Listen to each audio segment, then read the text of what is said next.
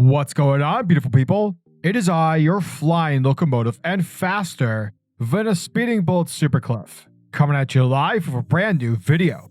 And for today's majestic and fantastic video, we are back at it for another heroic issue of Action Comics. Action Comics, issue number 1058. Before we dive into the world of DC and everything Superman, if you are new to the channel, then smash that like and subscribe button. That way you guys never miss out on anything that happens on this majestic channel. So what are you waiting for? Let's raise the bar and go full on Super Saiyan. Hit that subscribe button. Thus, without further ado, let's get heroic and majestic with Action Comics, issue number 1058. So our story begins where the last issue ended, with Darian attacking Clark. But not only that, but wearing his Superman form and wielding Clark's drained powers. Clark then goads Dorian into repeatedly hitting him rather than attacking innocent civilians, and thus our hero is able to draw the fight away from the Daily Planet, away from civilians, unlike in the Man of Steel. But I digress.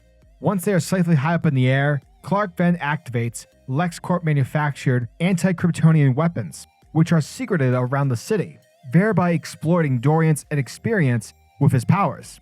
Dorian is then incapacitated by high-frequency sound that he doesn't know how to block out, and from there, he's blasted from multiple directions of kryptonite lasers that the real Superman could easily dodge. Therefore, battened down by pain and rage, Dorian destroys all the lasers with a massive continuous blast of heat vision, discharging all of his stored up solar energy and rendering himself powerless. And alas, the villain falls to the ground, where Clark punches him out and removes Norah's bracelet from his wrist, returning Dorian back to normal.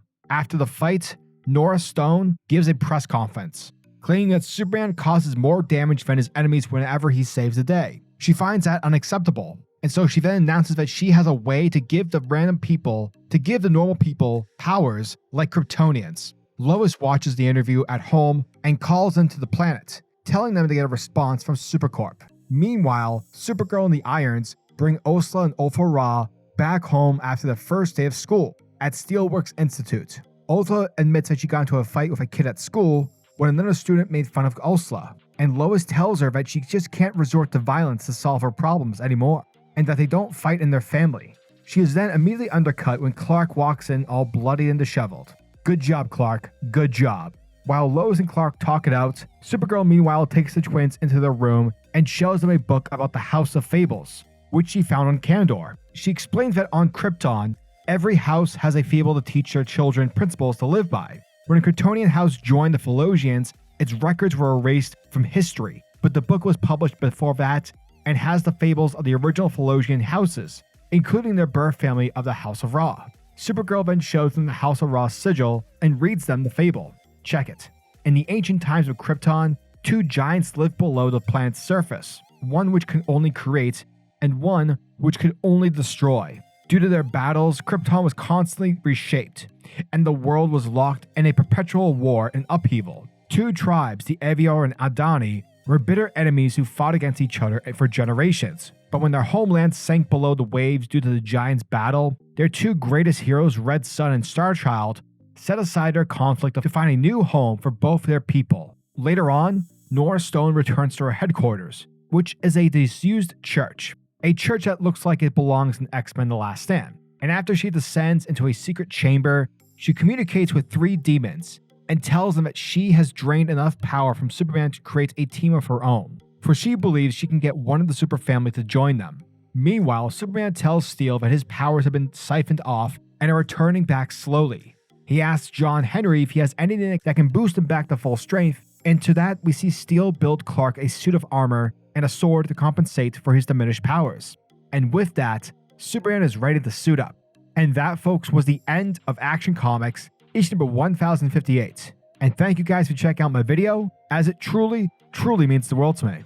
Once more, Philip Kennedy Johnson does it again, folks. Another fantastic issue is given to us to be read and to be enjoyed. Basically, if you love anything about this run so far, then I have no doubt you'll love this issue. However, I want to divert this and talk about the inevitable end of PKJ's tenure on Action Comics. Not gonna lie, I'm sad. Johnson has done such an amazing job with this book. He took Superman from a very underwhelming story under Bendis and basically restored interest into the comic and the character.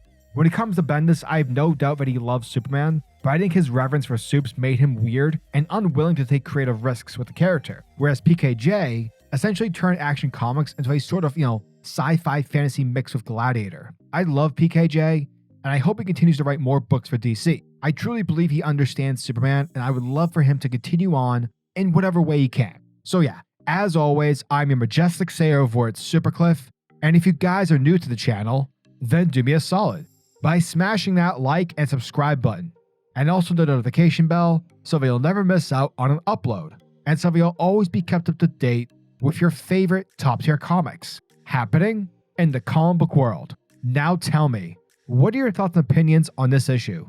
Are you guys excited for issue number 1059? Let me know down in the comment section below. And until the next video, peace.